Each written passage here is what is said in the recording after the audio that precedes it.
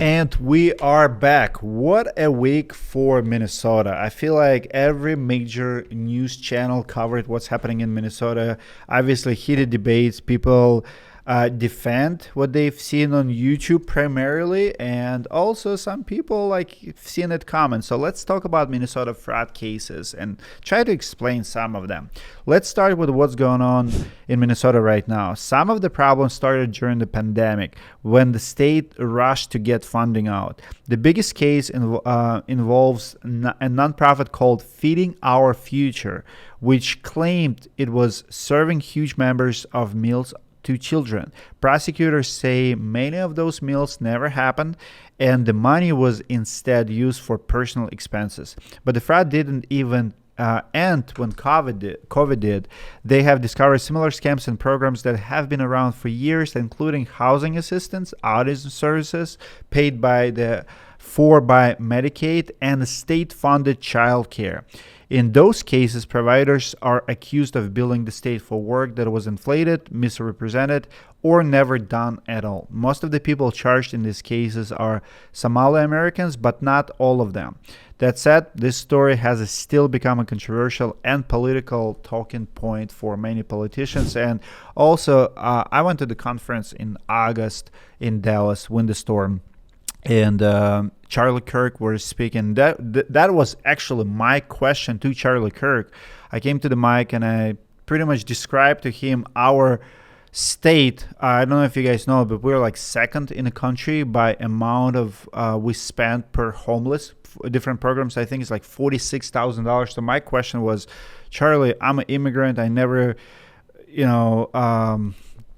Rely on government checks, but what's incentive for someone who's getting Medicaid, food stamps, housing assistance by the government? Like if you're getting paid $46,000, it's not like salary, of course, but in all different grants, like subsidized apartments. What's the incentive for you to actually go and work hard? And I love his answer. He broke it down, but yeah, this is the problem. What do you think, Sam? Always overcorrection, right? Like during COVID, Minnesota was notorious to be one of those states as a blue state that went way too far into everything's closed, no one can do anything, put a mask on, stay home, right? And obviously that cripples an economy. You didn't see that as extreme in some of the more red, even in Wisconsin, right? Bars stayed open, places stayed open. People literally drove from Minnesota to Wisconsin for a drink. Who did that? But yeah, like it was Dave Carroll. That's who it was. Yeah, all the bars right on the Minnesota-Wisconsin border were busier than I've ever seen them. But no, it was this huge, like, we're going to shut everything down. And then you have this huge deficit in the economy and with all these businesses and all these people that are struggling. And so then they overcorrected once again and decided, all right, let's throw everything at them. Let's open all these funds, give all this money away. And if anyone knows anything about the government, it's that they don't know how to manage their money. They don't keep an eye on it. We're paying people that are 200 years old Social Security, if that's true, like just crazy nonsense, right? So it's like it's this constant overcorrection that happens that leads to opportunities like this. I think, like from the outside looking in, and having spent some time in the States, there's a term that I like that it's called suicidal empathy that the United States has. Like you think like after the 30s and the wars, right? America has the most powerful economy. They have all of Europe's gold. They have the potential to, open a sun on top of any country they want. Don't do it, but they have the power to. So they're the most powerful military. And so you get like the baby boomers, the Gen X, the Gen Y, the Gen Zs, millennials. We all live in this, like, the world is peaceful by default kind of spoiled existence. So then there's almost this guilt that comes over us where it's like, oh, look at all these other countries, they have it so bad, we should make things better because we don't understand the mechanics of how we got here. And then that creates this like kind of we installed, we reinstate regimes all over the world, so like, it's okay that people ripped us off, it's not that big a deal, we're so rich, what does it matter? But you import the third world, you get the third world. Like you can't, like if you take people from countries that have like no social structures whatsoever, they will literally kill each other for a meal, and like jump on boats and pirate like boats and hold them hostage. Like, and you import that culture, you can't make them pass a 40-question test and like consider them naturalized.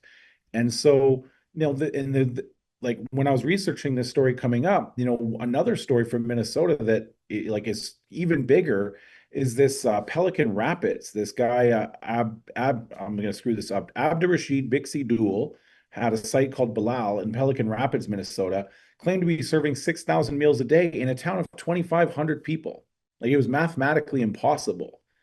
And I think that suicidal empathy puts like a veil of like that creates a lack of scrutiny towards things. Like, and I think that there's also this incentive at the higher level to say, like you've seen Tim Walz at the vice presidential debate bragging about how much they do for people in Minnesota.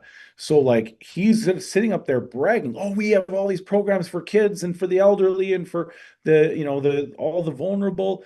And it's like, and then now, like it aged like fine wine because now it's like, oh, you mean you just had a bunch of like, freebie programs, and now you're seeing the beneficiaries of this as people are now the internet sleuths of the world. They're going through their Instagrams and seeing like honeymoon vacations in Tahiti and, big family dinners. That was the and best side by side saw was Tim Walz going off about we have more daycares than anyone, so our people can work, and that's why our economy's so great. And then here we are a few months after that, and turns out it's all scam. So it's just I think that there's just a big psychosis issue from a lack of struggle in America.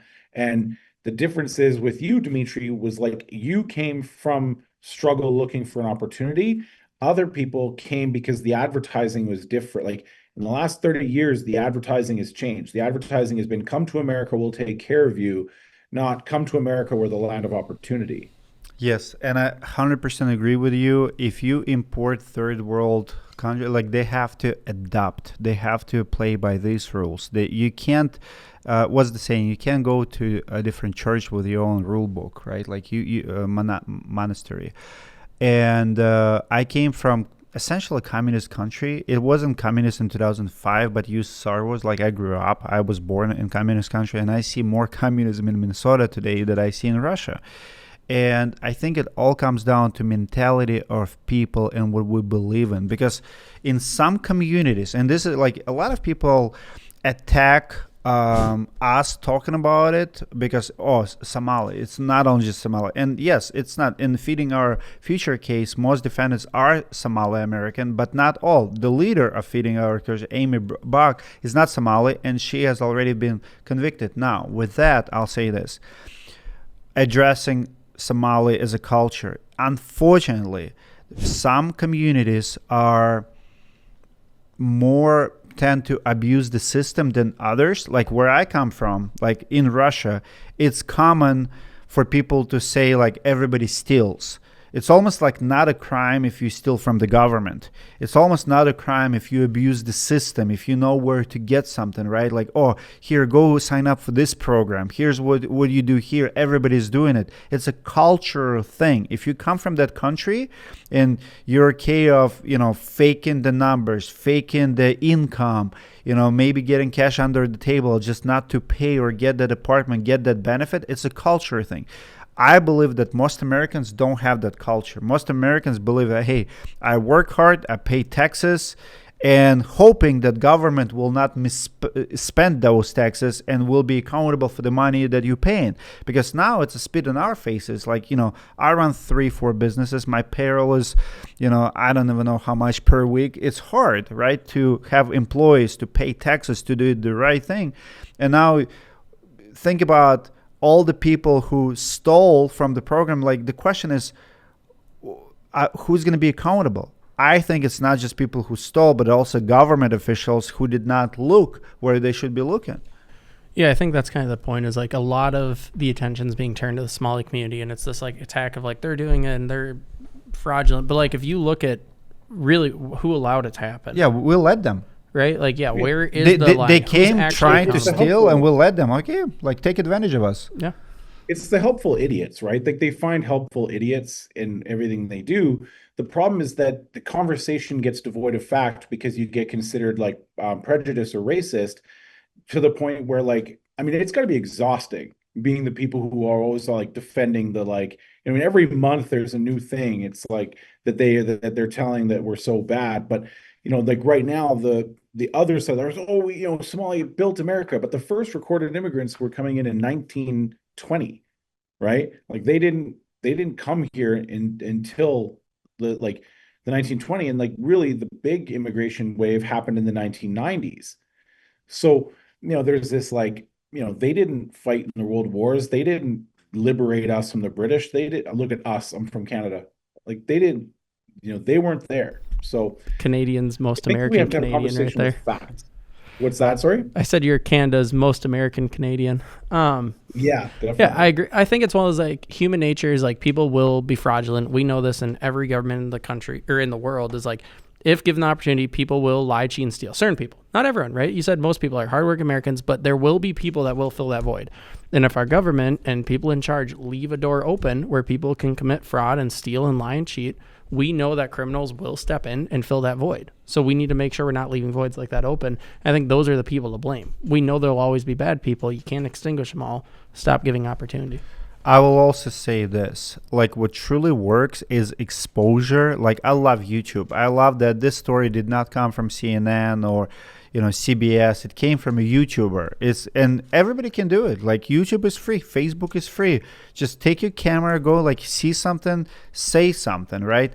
Because we all can sit and complain like why they are doing it because we let them. So if someone is stealing in the broad light and you see it's wrong, I love those clips when they use the food stamps and go buy like 28 steaks and drive Mercedes-Benz and people follow them. It's like, hey, what's going on here? This does not match. No, like, have you ever seen where they have like a bicycle, but they have a rope tied to a tree like that person can't see? So they go steal the bike and they get like 20 feet and then all of a sudden flip over the handlebars or the wheel falls off. Exactly. We should cover those stories, and media is very powerful.